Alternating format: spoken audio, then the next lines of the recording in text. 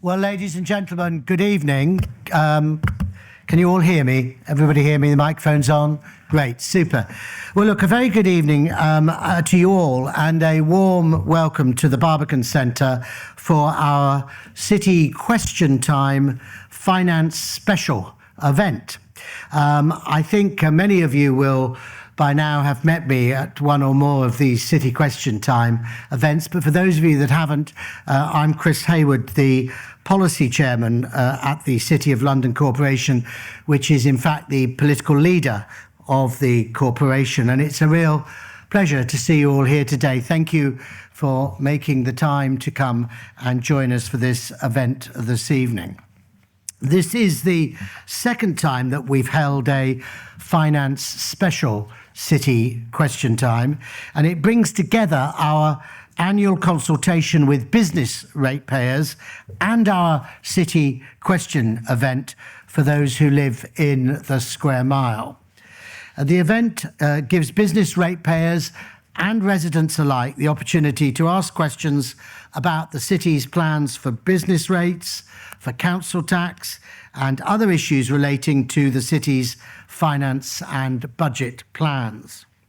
Now, unlike many other local authorities, the City Corporation's annual business ratepayer meeting has traditionally been held as our chosen means of fulfilling our statutory duty to consult ratepayers on our plans for expenditure.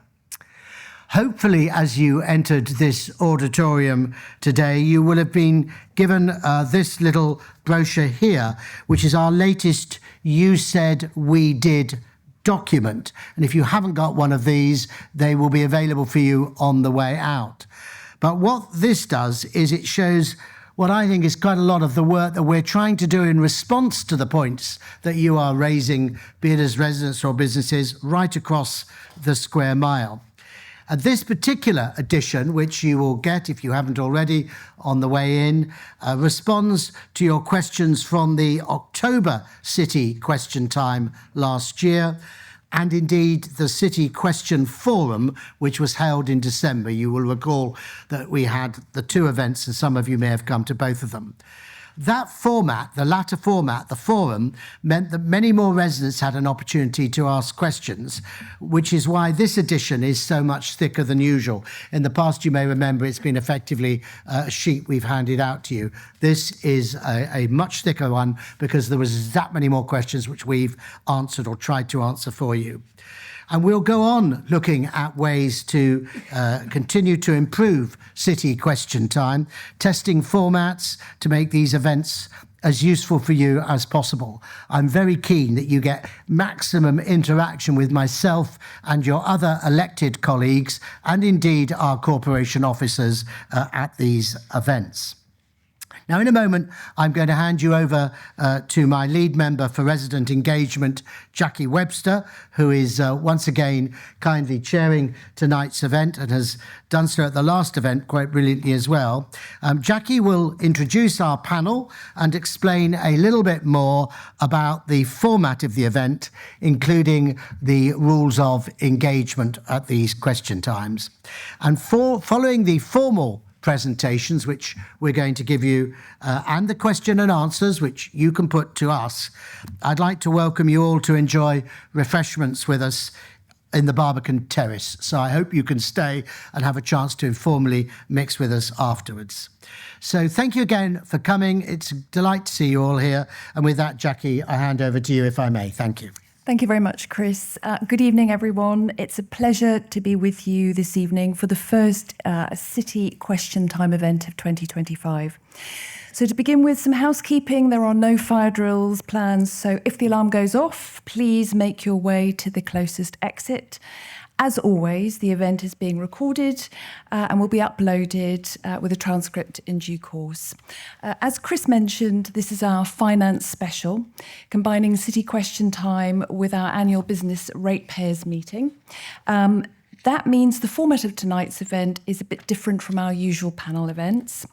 On our panel tonight, joining the Policy Chairman is Henry Coldhurst, who is our Chairman of the City Corporation Finance Committee, Deputy Commissioner Paul Betts of the City of London Police, and James Thompson, Deputy Chairman of the City of London Police Authority Board. We'll begin with a presentation about our budget from Henry, which will be followed by a short presentation given by Paul on our plans for operational policing in the Square Mile. After the presentations, we will move to questions from the floor. As this is a finance event, please keep your questions on topic about council tax, business rates, and our budget plans. Of course, we'll soon have another general city question time. And in the meantime, you can always come to me, to Chris, or to your ward councillor if you have any questions, concerns, or any suggestions as to how the City Corporation can engage you better. Now, without further ado, Henry, would you like to give your presentation? Thank you.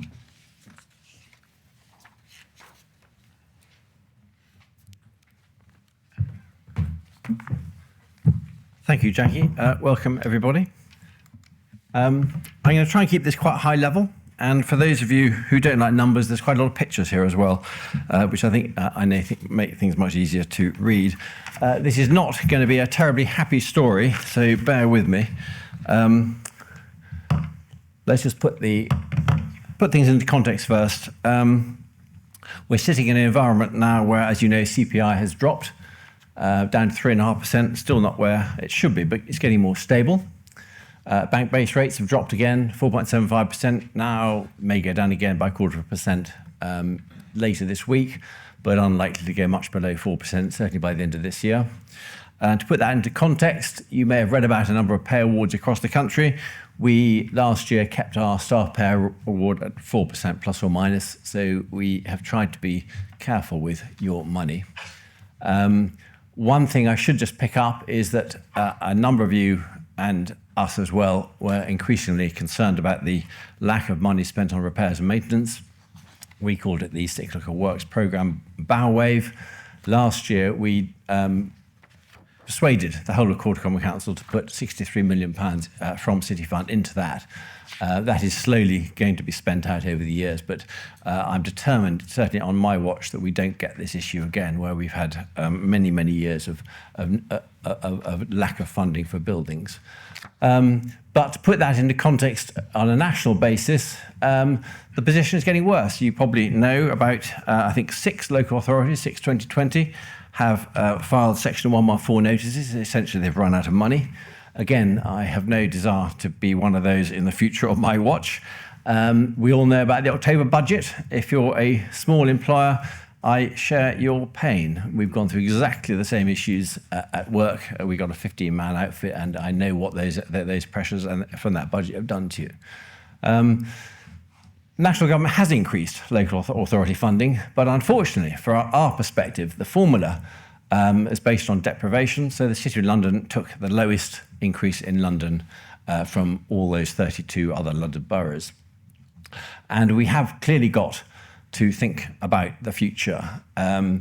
We have a statutory duty to balance the books over 5 years, and I think we need to go much further than that as well, as you'll see from the last slide. But we have a major amount of funding reform coming down the line, and as you will see, it's a huge issue for us as to what our take is from central government. Those graphs, I won't get into the detail, but the blue chunk, which is by far the largest amount in any of these last 5 years, is what we get from business rate reset, from transitionary, all from central government. And that is a political issue for us, because you can see the impact of council tax, city offset, and rates in the sort of orangey brown, grey, and olive, I suppose it is. But it all hinges around that blue column. That's what we have to negotiate with central government, very firmly on the table of our policy chairman for a job later in the year. If I move on to what is my favourite picture here, forget the colours. I've put these together because I think it makes it much, much easier to understand what's happening and where lines of income are coming in and how they're being spent. I've always been a fan of hypothecated tax. We don't do it except in a couple of areas, but it is much easier to explain that way. But if you can see, on the left-hand side is money coming in, on the right-hand side is expenses. In very simple terms, you can look at that fourth blue down, business rates, 70 million. That's the key area for negotiation, which we've got to make sure that we get a sensitive hearing from the central government in future, and ideally some sensible and not imprudent transitional reliefs, because you can see that makes an enormous difference to the whole picture. If you go down to the purple, we do hypothecate money for police and security, but you can see there on the left a core police grant coming in from central government, and then the business rates premium, which I'll come back to again later. We use those exclusively for police and security. So that is a direct hypothecation there. The green at the top, housing revenue account, is an exact match. Personally, I think the idea of a ring fence is a good one, but the numbers just simply don't add up. And that is an area that we are, I think we, along with a number of local authorities, have made it very clear that is ripe for reform. I fear it's not going to come anytime soon, but I think we have made our position very clear that that has to be addressed at some stage if we're going to sort this problem once and for all.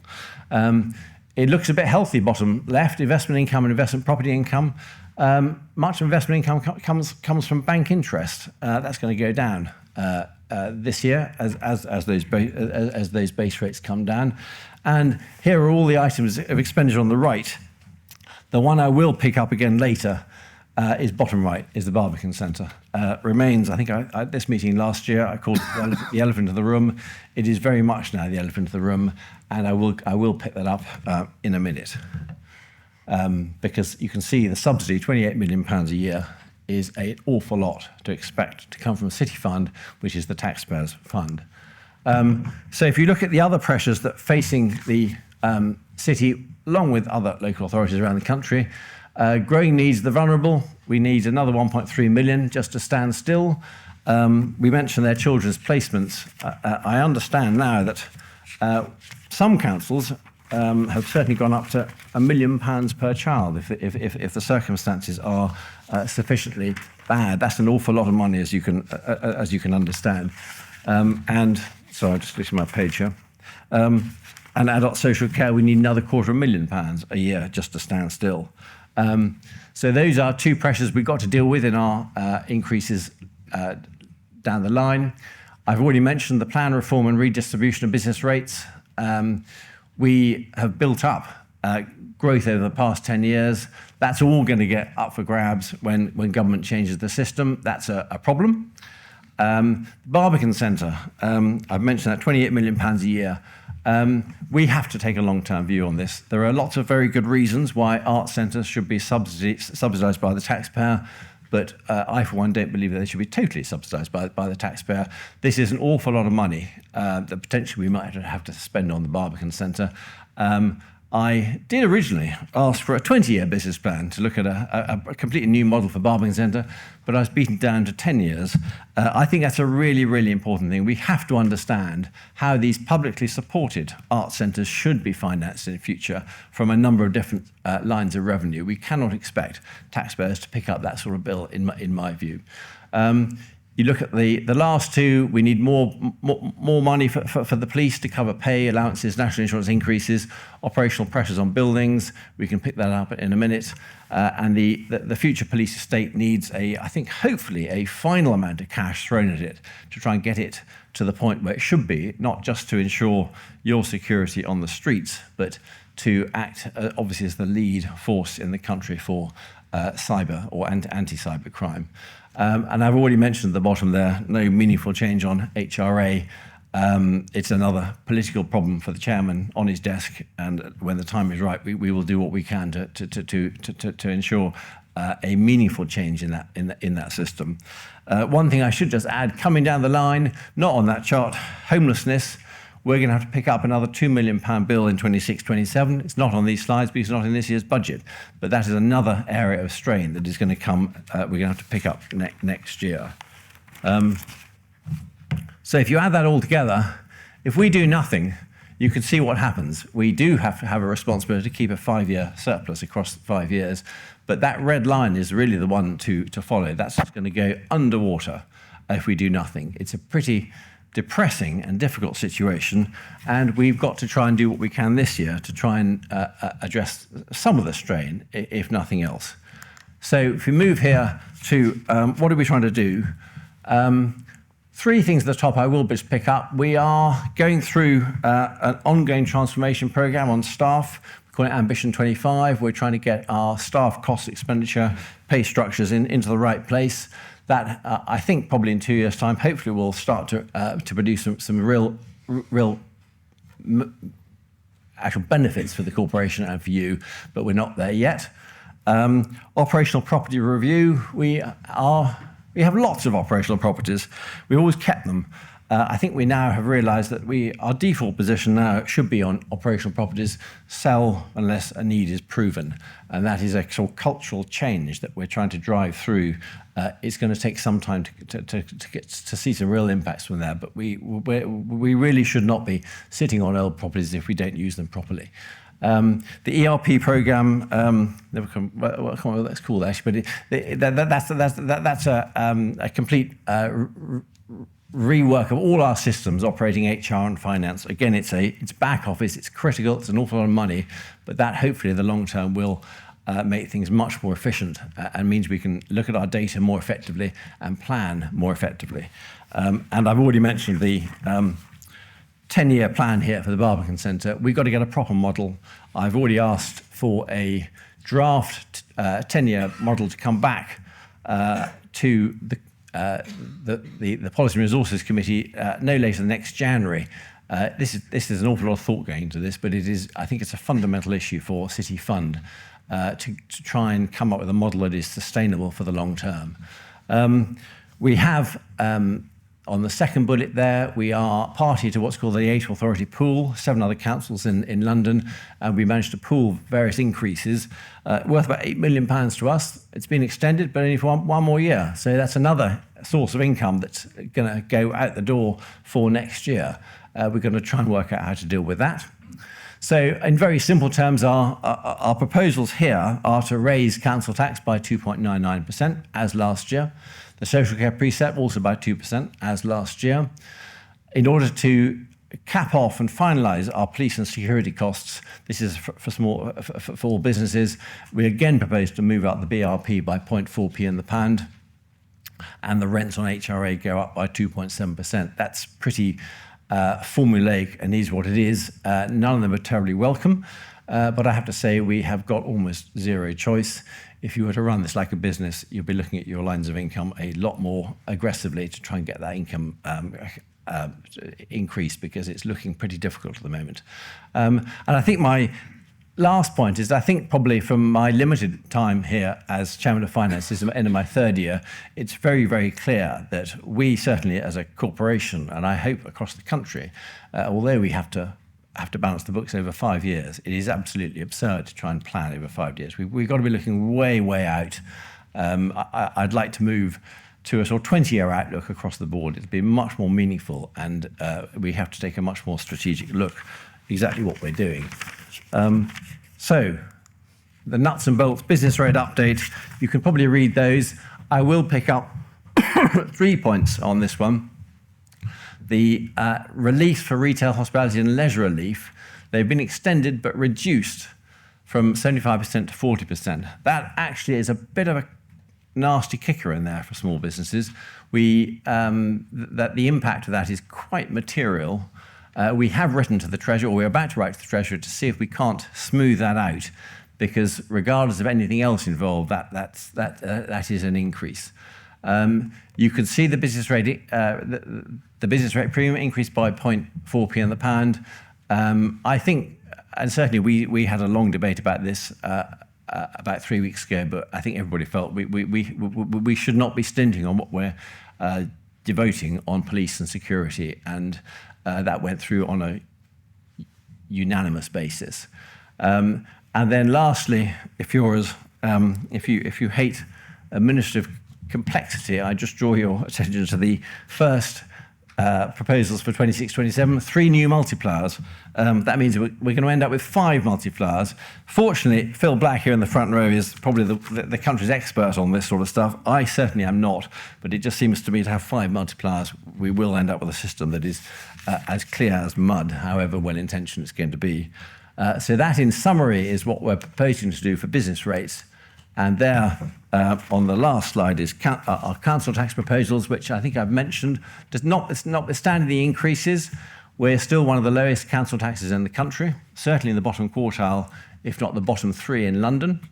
We are proposing to go ahead with our proposals last year to impose a second home premium at 100%. That raises, well, we don't know how much it's going to raise. It's probably going to raise something like £2 million, which helps. You can see the continued maximum premium for empty properties should be much higher. Don't know why it's not higher, but because some of these properties have been empty for 10 years, which seems a bit mad. But anyhow, that's the current charging structure. The current means-tested council tax support remains for the most vulnerable. We've got a small point there. We're going to disregard pensions received by war veterans. It seems the right thing to do. I think we have very, very few, so it was quite an easy decision. And the continued local discretionary discount for care leavers, again, stays in force. That in, again, very simple black and white writing is what we're proposing to do. I'm going to finish there. I hope that was it was a pretty rapid run through, but I hope that gave you a pretty idea of what we're trying to deal with at a corporation level and the issues which we and other local authorities are having to deal with. It's going to be pretty difficult. I personally don't think we have any choice in any of these decisions that we're hoping will be approved. But I can pick up any questions if they're very difficult. I have 4 very good officers in front of me who get on the detail. I'm going to pass there and hand back to Jackie or Paul. Thank you. Thank you, Henry. Thank you for that very useful presentation on the city's finances. Paul, if I could ask you to do your presentation now about the City Police. Thank you very much.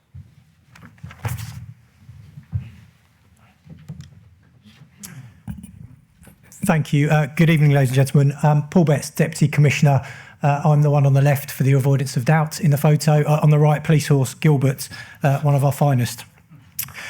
So I have a number of slides tonight. I'm not going to talk through in great detail. I'm not going to read every word, but I can certainly go back to them during questions. But I just want to give you a 10-minute snapshot, really, of all the things that we're doing in the City of London. So that is our Chief Officer team, led by the Commissioner, Peter O'Doherty, and 2 very clear but joined areas of business for us in the city. Firstly, local policing and operations, which is led by myself, and then, of course, being also a national lead agency for fraud and cybercrime on the right-hand side, led by Deputy Commissioner Nick Adams. Our priorities and values as a force stay the same whilst we are refreshing with the Police Authority Board and Court of Common Council our next policing plan for the coming years. The key operational priorities for us remain keeping those who live, work and visit the city safe and feeling safe. That core protection of the square mile and the people here, whether we are talking about businesses, workers, residents, tourists, visitors of any kind, keeping people safe and feeling safe. Protecting the UK from the threat of economic and cybercrime, that national lead agency responsibility that we have. And in everything we do, in both areas of the business, putting the victim at the heart of all we do in policing and in our response to crime. So this area will be familiar to you, but just to be clear, we divide the city into 6 different clusters. And we support the city through our neighbourhood policing team, which I'll talk about further on in the presentation.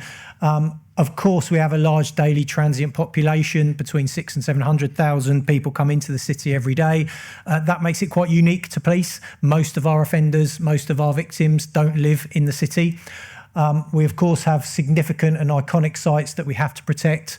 And whilst, thankfully, in recent years, we haven't seen a huge amount of terrorist activity, we have to remain vigilant at all times and ensure our counter-terrorism is on point and where it needs to be. Some of our achievements, a very small number bearing in mind the time, but important for me to reflect on. We have the highest outcome rate nationally, and when we talk about outcomes, these are positive outcomes, justice for victims, so charges where people go to court, right through to cautions, to tickets for people acting in contravention of laws. We sit at around 21% against the national average of 11%, and that is something that we are rightly proud of and is about a whole policing team pulling together to deliver that. Shoplifting has increased dramatically, but we have really good response times in the city, some of the best in the country, and we are detecting 1 in 3 shopliftings, which isn't as high as we'd like it to be, but some of those are very challenging to detect. We've redesigned and resourced and trained better our neighbourhood policing teams now. We've got some of our dedicated ward officers here. We've also got our cycle team here with us tonight as well, which is newly launched. And our volume crime unit as well deals with a number of crime types in the city, getting justice for victims and investigating offenders. Call handling times are very good here. I've worked in 4 different forces here in the city. They are excellent. You might well say in a square mile they should be, but we do have challenges getting around the city. We are proportionate in size to the force and the area that we have, and those response times are very strong. That's 7 minutes on average against a 15-minute target time, 22 minutes on average against a 60-minute target time for those significant grades. We've relaunched a new victim strategy, and our victim surveying is much stronger now, so we can intervene and we can support victims when they feel they are not getting the service that they need from us. We've increased serious and organised crime disruptions, so tackling those most high harm groups by 78% on the last year. And on top of this, we continue to deliver major events in the city, including spontaneous protests and disorder that sadly we sometimes see. Crime is going up. It's going up nationally. It is going up in the city as well. The city is still a safe place. It is not high harm crime that is increasing. Our biggest crime volumes are theft. About 60% of our crime is theft, and that includes all of those things you would understand: phone snatches, shoplifting, theft from gym lockers. And about 15% of our crime type is violence, largely collected with licensed premises and the nighttime economy. And that is obviously how we target and how we deal with those crime types. But there are, of course, a number of reasons why crime increases nationally, and likewise that happens within the city as well. Policing continues to face a number of financial challenges. You will have seen this in the media. We have a number of forces struggling to recruit their police officer numbers. We have a number of forces having to cut staff numbers as well to balance budgets. We are not immune to those, but we are up to our strength in police officers. The police officers we should do, we have on the streets. We have doing the investigations that we need, and we are not cutting staff at the moment, and we are committed to delivering the services that we need to deliver. But that does come with the challenges as shown on the slide. Increasing footfall is good for the city, business is good for the city, licensed premises bring people in, but all of those things increase crime in the city. With footfall comes crime, comes victims, comes offenders, and it's our job to combat that and keep the square mile safe. Just a quick snapshot of some of the key things that we're doing, but we've refreshed and relaunched our community engagement with our cluster panel meetings and our dedicated ward officers speaking to our communities to understand what it is, business and residential, what it is they need from us, what it is important to them.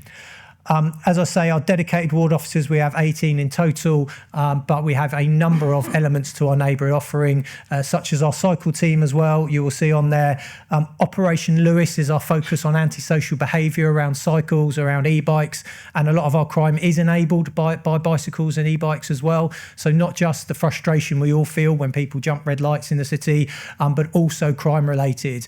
And our cycle team combat that they've had over 16,000 engagements with cyclists in the last year and a half since that team's been live. Nearly 5,000 traffic interventions, as in enforcement interventions, and they've seized nearly 500 e-bikes from different people, which is, I think, more than any other force, all the other forces combined. So a real focus on what's important to our communities there.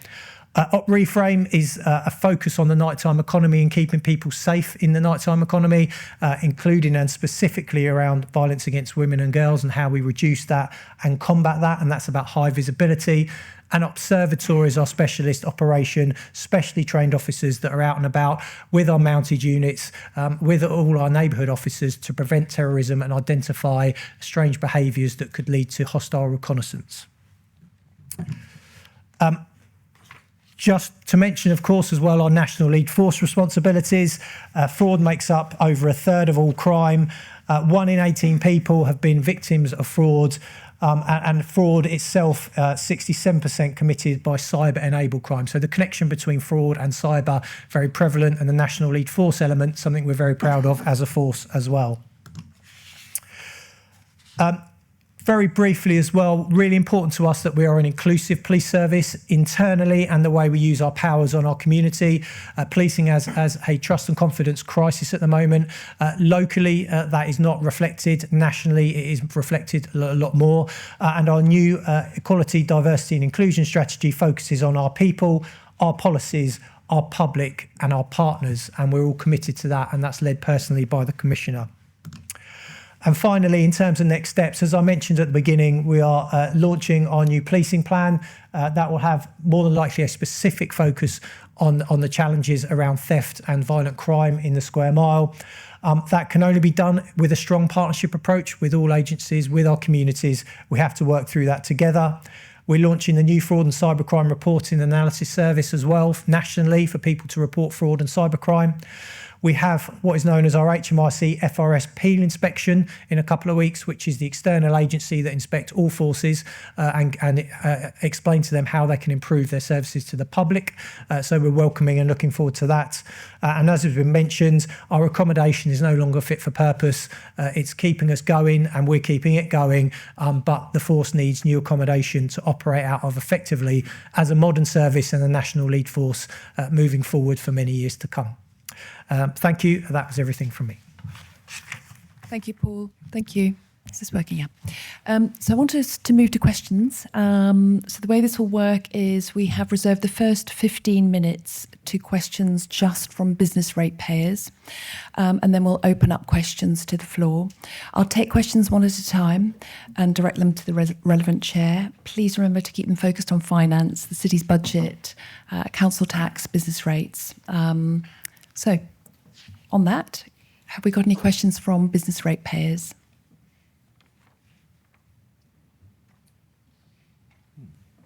Not a single question. One? Two. Sorry, I can't see it. Thank you, David.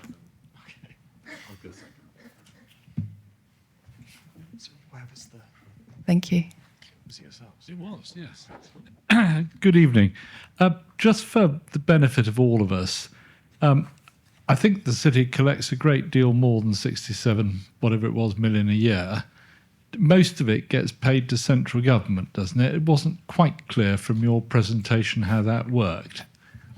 Yes, you're absolutely right. I think I could get the exact numbers. I think we collect something like 1.2 billion in business rates. We get back about 40 million. 6%. So it's a very attractive tax state for national government. Thank you. Can we have the next question, David? Yeah. Thank you. Thank you. Hi there. Thanks for those presentations, which are great. My question was in relation to the bike force, whose name I've already forgot, but just as a ratepayer and being involved in other initiatives in the city, I mean, they're absolutely outstanding. And I think as a pedestrian and a cyclist, one of the challenges with movement around the city now is that we've got great flows of people by bike, but we've also got some real dangers that go with that, particularly at some of our biggest junctions. And I really recognise the need for resource to help calm that, particularly at peak hours. And I think if you can find a question in here, then good luck. But my question is, given the great work that the pilot or the initial people who've been doing that are doing, are you going to be able to keep doing it and extend that even further? Because I personally think it's invaluable and has been absolutely outstanding. So I'm going to go first, Deputy Commissioner. So I think, thank you for your question. And I have to say, we referred to, I think, as a pilot stroke trial, but actually they are, the team is now permanent. It's still a relatively small team, arguably.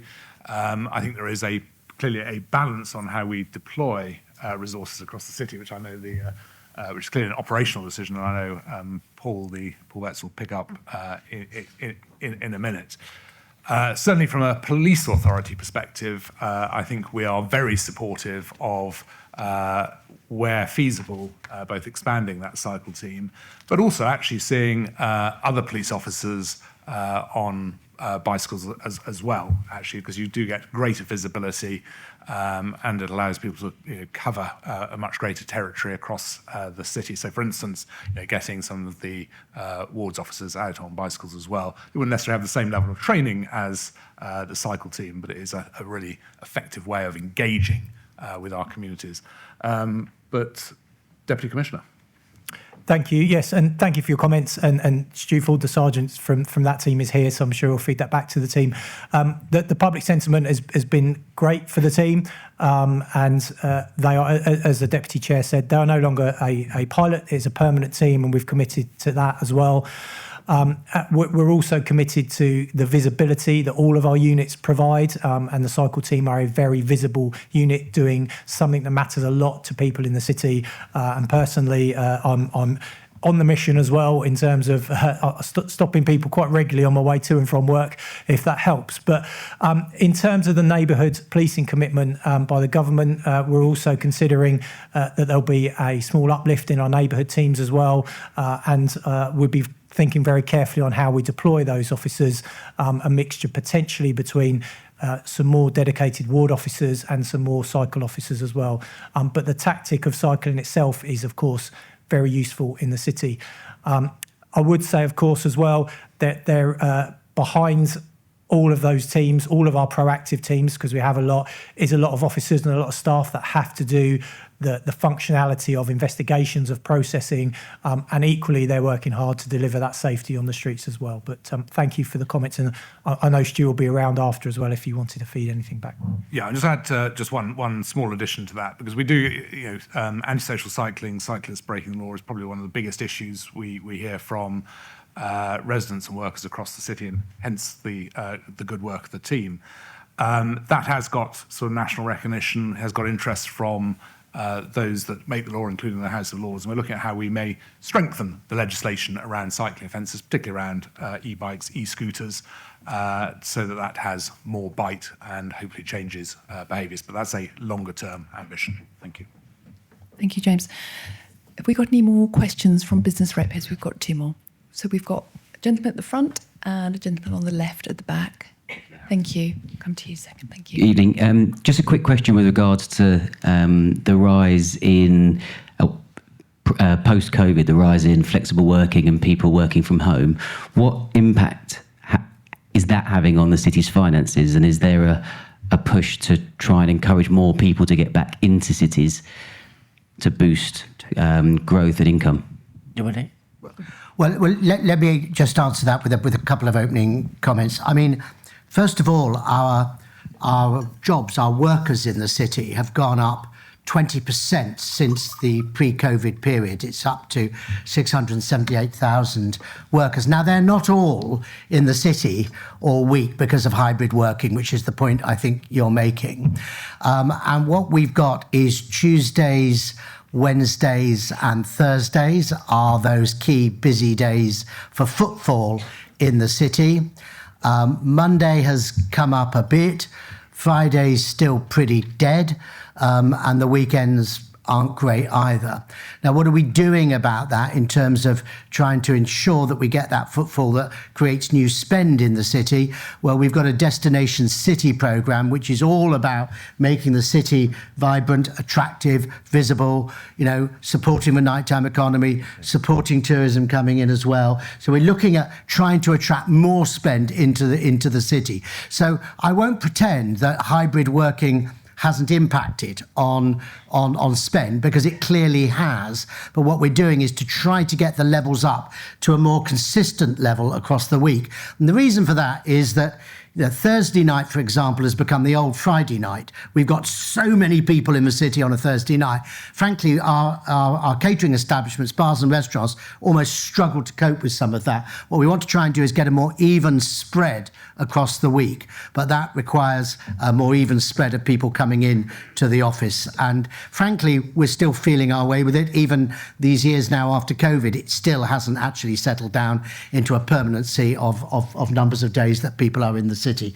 But I don't know, Henry, did you want to add? I don't think I can add much more. I mean, I think the whole point of rates is they're based on the rateable value of the actual property. So it's hard to tell if there's any change until and unless a business chooses to downsize. I mean, the starting assumption, I think, a few years ago was that, most businesses 5 years ago would probably take on or continue with 60% of the same space. It's very hard to gauge what's happening. As Chris has said, the numbers are going up. So I think in terms of saying there's a direct link, I'm not sure if we can really answer that, but there doesn't appear to be.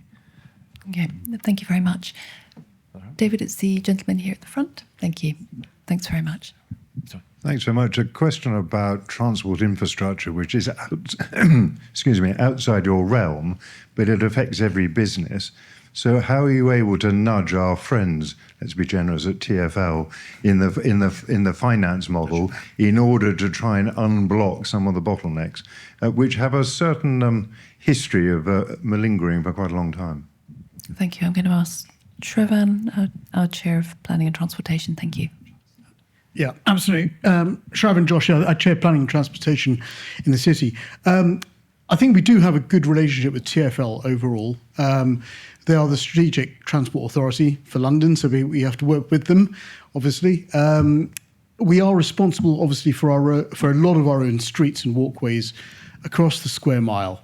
I think there are specific key areas where we are trying to prioritise TfL's efforts in the square mile. But you've got to understand, they've only just, as you will know from the press, they've only just got a 2-year line of sight of funding sorted out.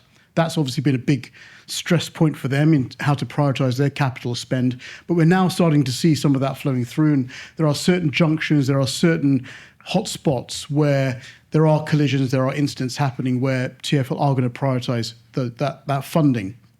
We're also talking to them very proactively about legislation around the e-bikes and e-scooters that James mentioned, on how we can work together with London councils more widely to get a sort of unified response to some of those stresses on the roads themselves.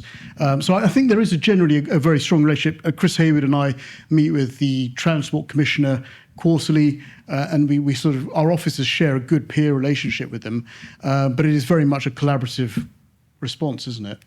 Yeah. Thank you. Thanks, Trevor.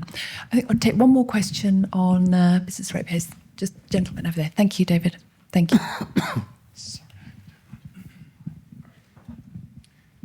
Thank you. I'd like to ask a sort of follow-up to the very first question about the proportion of business rates that actually remains in the city, because if it's 6% of a very large sum of money, compared to all the other sources of income, then obviously getting that 6% to 6.1% or going the other way is very, very significant. So I'm interested in how that links to the city's plans when we develop more office blocks and increase the rateable value in the city. If there's a 1% increase in rateable value, does that feed through into the slice that the city gets? Or is this a sort of a negotiation with central government that doesn't depend on those sort of factors? I don't think you should get hung up on the figure of 6%. I think it's a straight figure, but I'm going to ask the Chamberlain here to respond, who will know that rather much better than I will. Thank you very much. Hello, Caroline Albiati, Chamberlain. A great question, and this is about how much we retain of business rates that we've grown over the last effectively decade. So what government allowed us to do with the business rate system was they set a baseline, and our baseline was really low. I mean, it was less than £20 million. But they said, if you grow the square footage of the office space, if you grow your rate space, you can get to keep a proportion of that. Now, you'll know from seeing cranes over the city over that time how much office development has taken place. So we've been able to retain that income growth.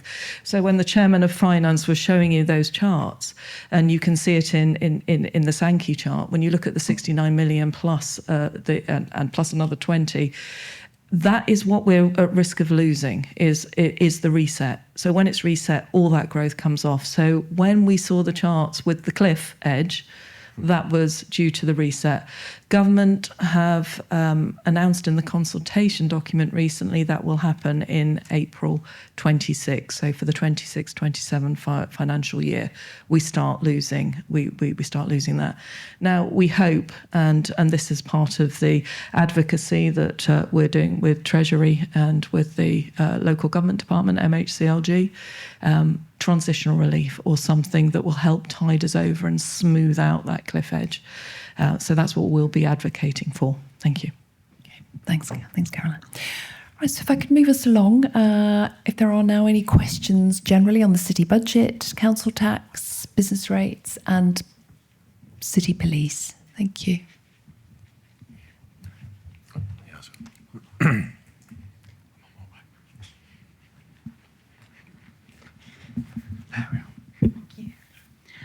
Thank you. I have some questions about the pretty thing. One of my questions is, where is the money from filming on your graph? Oh, because there's so much filming that goes on in the city. I'd like to know where it is on the side coming in and the side going out. And on the bit, because that follows in with the Barbican Centre, the money that goes to the Barbican Centre, you said, is coming out of our money. So what benefit do residents get from paying for the Barbican Centre? There should be a quid pro quo on that. And are you getting money out of nighttime helicopter flights, all these jaunts round the city at night? What are you doing about that? Couldn't one of these old buildings that you're thinking of getting rid of be used to house the homeless? The ones who want to be indoors. Do remember there are some who cannot sleep inside. And then on the hospitality, as I understand it, the reason for all these increases in the tax on hospitality, on the hospitality industry, is because Rachel Reeves wants everybody to get back into industry, or more people. The city doesn't actually have factories and industry. And the bit of industry it does have, shouldn't you be negotiating then in some way of increasing this and doing quid pro quo with Rachel Reeves? And my final thing is on... Thank you. Final question, because that's... Well, you can make it all one question. It's all about money. My final thing is, you say that we pay lowish rates as residents. However... our actual properties are highly numbered. So, an E property in the city is a 1-bedroom flat. An E property in the country is a 4-bedroom house. So it's quid pro quo again. Thank you very much. So we've got 5 questions there. I'm going to start with the filming. Does anybody want to answer that, or should we try and pick that one up afterwards? I'm not sure if we can do that here. I don't know where that is. Is it other income?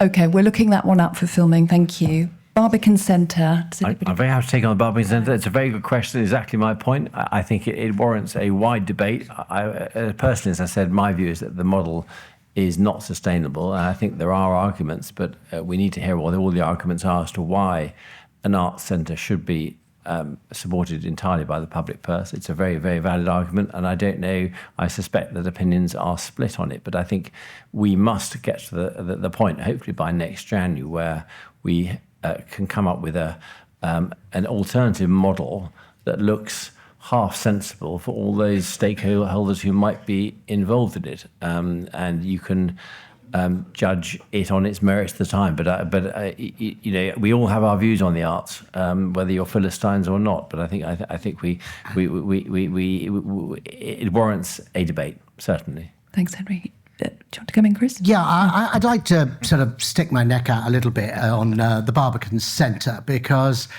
This is a hugely challenging issue for the corporation now. As you've heard from the Chairman of Finance, the Barbican Centre sits within the City Fund. The City Fund being our local authority fund.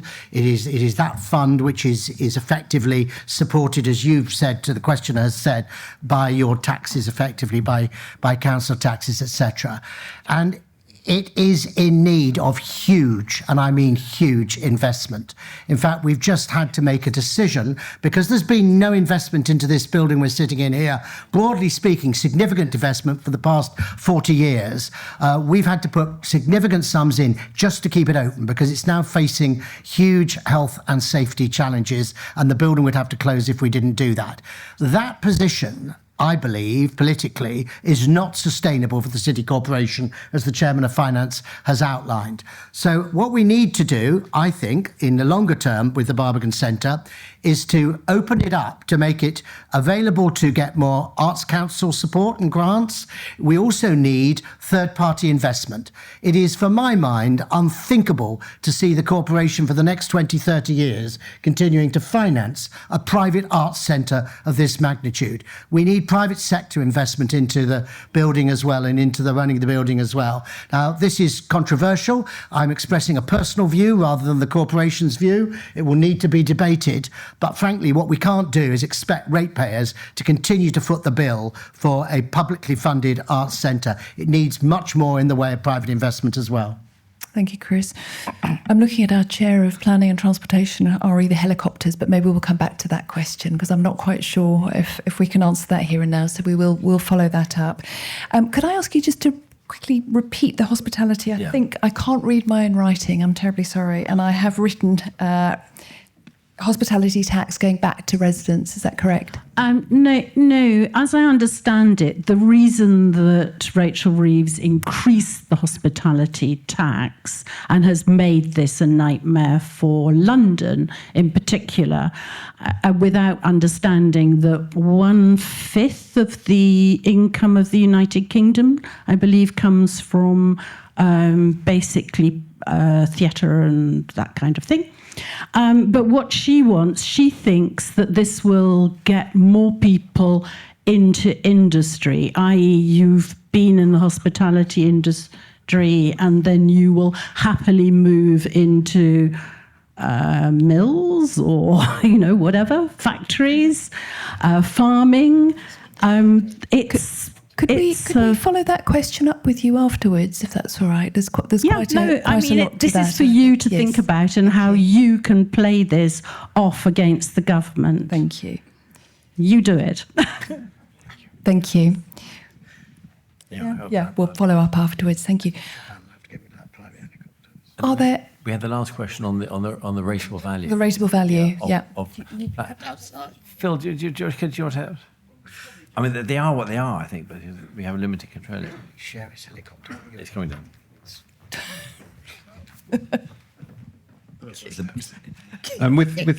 Sorry, I'm Phil Black. I'm Assistant Director of Financial Shared Services, so council tax sits with me. Valuations for council tax sort of date back to 1990, 91, and they haven't been revalued since, so they're not particularly reliable in that sense. But I think to say that the rateable value or the valuation of council tax flats in the Barbican could be compared with a 3 or 4 bedroom flat house in Blackpool is possibly not a great comparator, because quite often they'll be paying a lot more than a Band E here. So it's very difficult to compare. I don't think anyone would deny that council tax probably is in need of some reform on that point. Thanks, Phil. Fiona, you had your hand up, so we'll just wait for the mic. Fiona, thank you. It was just a query really about the council tax. It's going up by nearly 5%, is that correct? Nearly 5%. And then it's going, and for second homes, 100%? 100% premium on top. Yes, that on top of that. Yes, that was to clarify that. Now, the other thing is, what are you actually doing about the homeless? How do you intend to house the homeless? What are you going to have hostels? How do you help them out? Thank you, Fiona. I'm going to ask Helen Fentiman to answer that question. Thank you. Chair of Community and Children's Services. Thank you. Thank you. I'm Helen Fentiman, as Jackie said, Chair of Community and Children's Services, and homelessness, rough sleeping comes into that brief. And this is an extremely difficult issue to deal with because, of course, not all homeless and rough sleeping people want to move into any kind of accommodation. So that's the first thing to say. That said, there are a number who would move into accommodation. But before doing that, of course, we have a process whereby people are invited to become part of the services where we offer support and assessment, particularly where there are health needs, and we try and support people through their health needs and work with those individuals to try to understand specifically what it is that will help them most. It could be at home, it could be a job, it may be a combination of both of those things, but we try to help people work through the things that would help them most and then help them find the longer term placement or longer term employment. And it's interesting because just at a meeting today, we had a discussion about the adequacy of the services that we have in the City of London already, or access to services in City of London. And we know that the numbers are increasing, and they're increasing very significantly.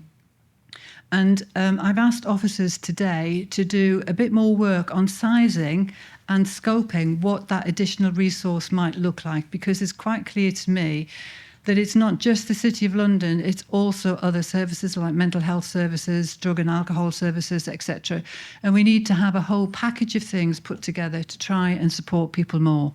Some of it, of course, is homes. And everybody on this panel and many people here will have heard me say that we have to be making available more studio accommodation, single bedroom accommodation, particularly for this population group, but also we have people on our housing list who are looking for 2-3 bedroomed homes, and we have to work out how we're going to provide those as well in the I would say very near future, certainly not too far into the future. Thank you, Helen. I think we've got time for one more question. Do we have any more questions? Right at the back there, David, on the right-hand side. Thank you.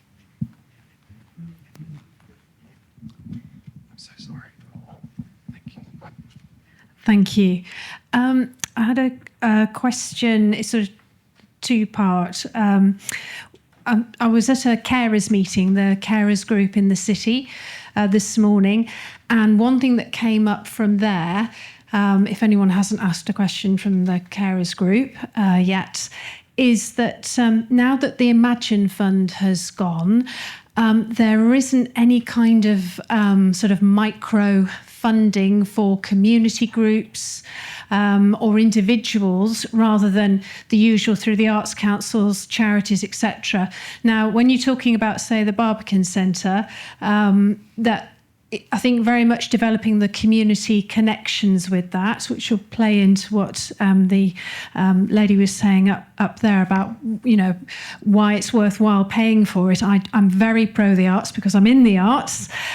So yes, it was just to find out if the city is going to perhaps reinstate something or expand the Cripplegate fund. I believe there's something, but it's very specific for a particular part of the city. And if you're not in that bit, you wouldn't be eligible.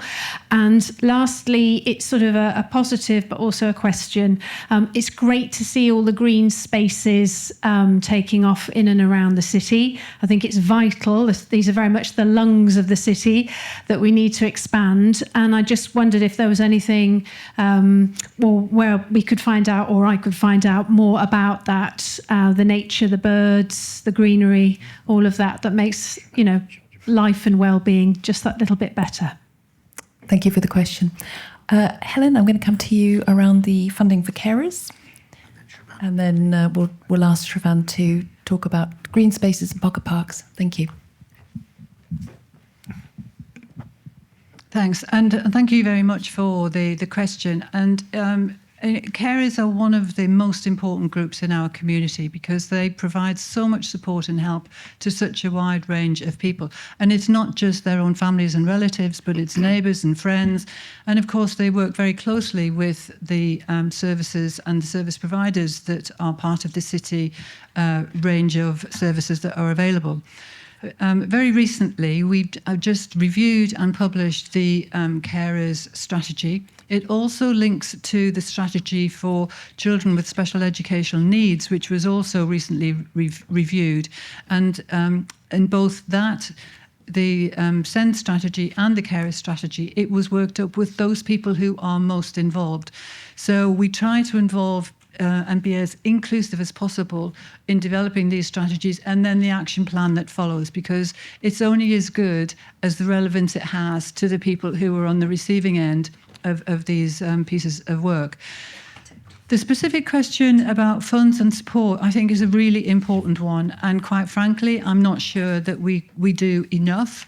Carers will tell us that we don't do enough. And the conversation continues with the carers group and those that we're in most contact with about what would help more. And as far as community and children's services are concerned, I think we have to look at the whole package of things that we offer, which can be financial support, but in kind. It can be facilities, it can be officer support for people to meet and have the opportunity to support themselves. So it isn't just the money, but it is the whole package of things. And I think we do have more to do. And I'm hopeful, having just produced the strategy and the SEND strategy, that we're able to do much better at that in the coming year. Thank you, Helen. Thank you. Files. Shrivan next. Thank you. Thank you. Look, the city's green spaces are actually, I think, one of the most valuable resources we've got. We've only got about 1 square mile, and actually having these little pocket parks and these enclaves are really vital to the health and well-being, not just of nature around us, but actually of the people that occupy the city.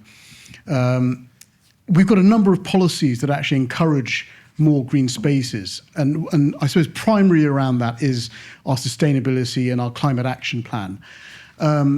There's an absolute recognition that temperatures are going up.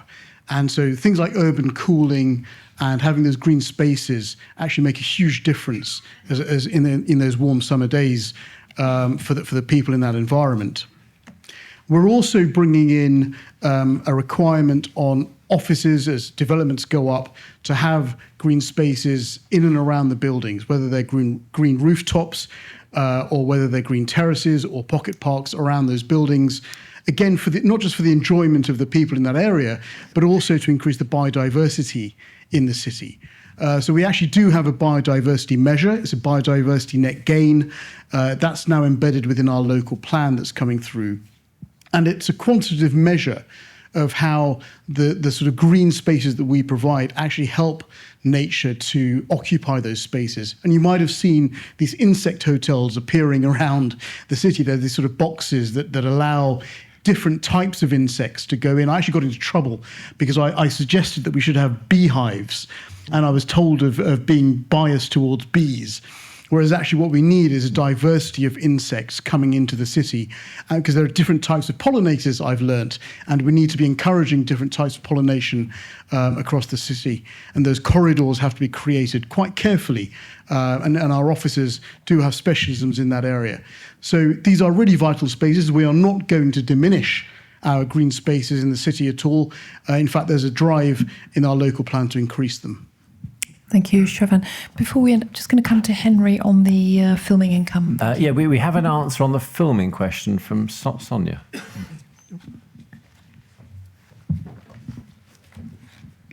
Thank you. So just on the filming income, it's not as much as you thought you would have expected it to be. So it is short of £1 million that we receive, but it is across the various different areas. And the Sankey shot that you saw on the right-hand side, it would be under the net expenditure, so it's not showing as a main income stream because it's quite minimal, and a majority of that does go into the on-street parking reserve. So any surplus income that we receive goes into on-street parking reserve, which is then used to support the capital expenditure on streeting.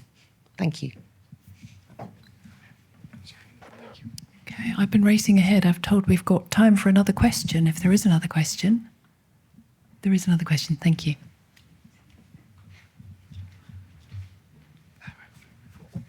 Thank you. It's a question regarding licensed premises and antisocial and other questionable behaviour. Can you let me know what the police are planning to do for this wave of spiking of drinks? Not necessarily just for women, but across the piece? Thank you. Thank you. Yes. So part of the presentation, when I talked about Operation Reframe and our tackling violence against women and girls, focuses largely as well on spiking. And so for us, there are a number of elements. So quite clearly, prevention is most important in any crime, but particularly around spiking. So we work with the licensed premises, as do the corporation licensing team, to ensure that venues can identify spiking before it happens, can support a sensible drinking with all sorts of different crime prevention things, as simple as covers over glasses to identifying certain behaviours of people. We also test premises on their response to spiking, because quite often we get called to instance, and there are very few in the city, I would just add. We get called to instance and either offenders aren't detained or evidence is not secured, i.e. the alcohol, the drink itself. So we train with the licensing teams and we test the licensed premise as well. And obviously we take reports very seriously of any instance of spiking.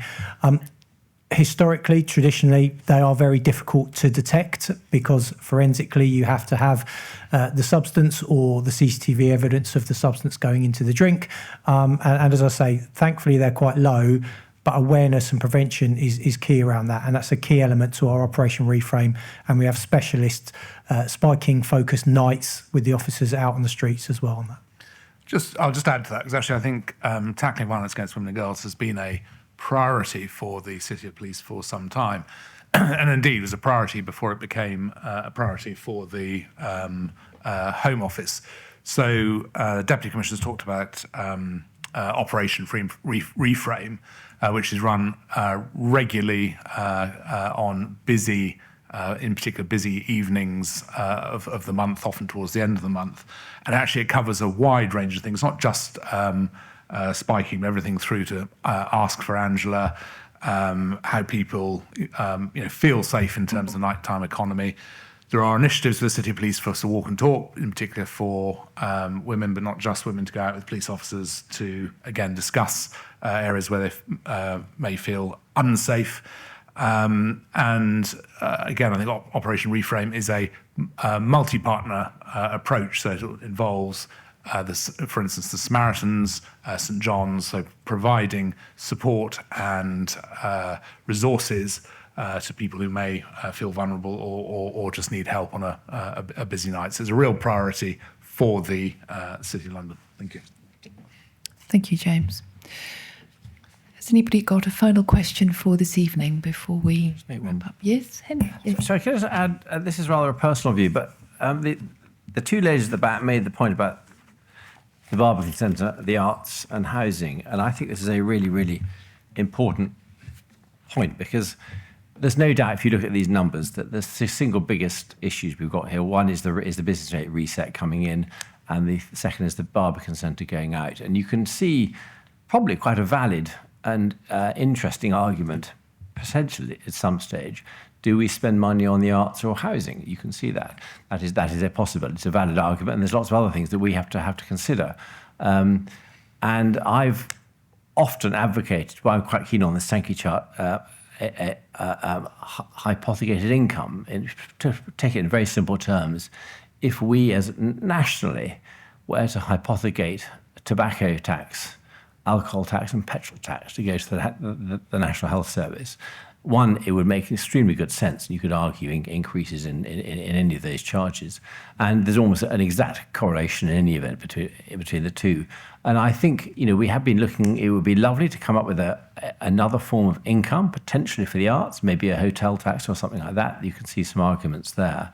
But I think, be under no illusions, this is something we're going to have to a really grown up debate about next year, because there is no right answer. It's a really, really interesting question, but we've got to get to the bottom of it, because as Chris has said, I just don't think we're in a position to recommend that the current subsidy carries on. We have to come up with a model, whether it's Arts Council, corporate sponsors or whatever. It's a really, really big challenge, and I think we need to take that on the chin and hopefully come up, and hopefully we'll have something next year that will be quite interesting. But I find that sort of debate, we could be arguing for a long time about it, but it's a very, very valid argument. I think those two questions hit the nail on the head. So thank you.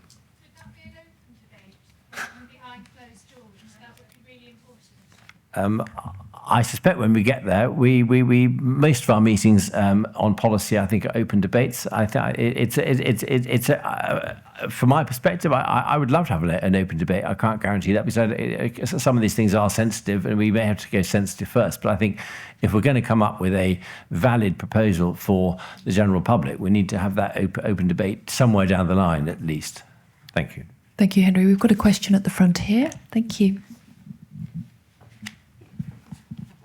Yes, it's in relation to the Barbican Centre. Destination City is something in the aspirational. If you close down the things that are, or you don't support the things that are bringing people in, it's going to be counterproductive. Well, look, yes, that's why we have to find a way of keeping the Barbican going and growing it and keeping it open and keeping it competitive. It is one of Europe's foremost arts centres. And believe you me, the last thing we want to do is close the Barbican Centre. My aspiration is that we find different means of financing it. And that's what the Chairman of Finance is saying to you today as well. You're absolutely right. At the heart of Destination City are things like the Barbican Centre, are things like the New Museum of London. This is part of what makes us that vibrant cultural centre as well. So we don't want to close them down. We just want to find ways of financing them that don't hit your pockets directly. Thank you, Chris. Another one. So we've got one lady. Got one more question. One more question. Okay, David, it's the lady with the orange scarf. Thank you.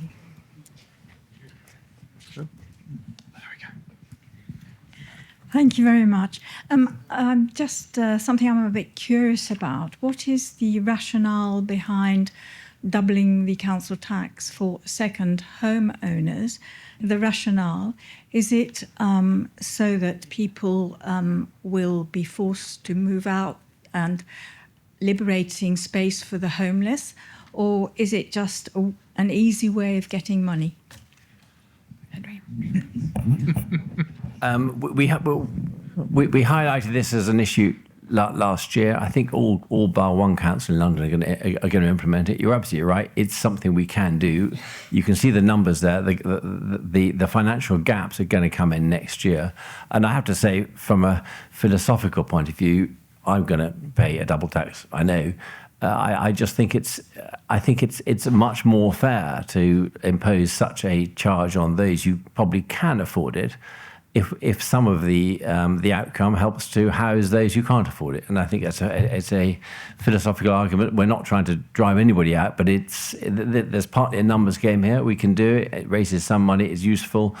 And it depends on your politics. But as personally, I just don't think we can avoid doing it because it seems the right thing to do. But I can't defend it in any other way other than that. Thank you, Henry.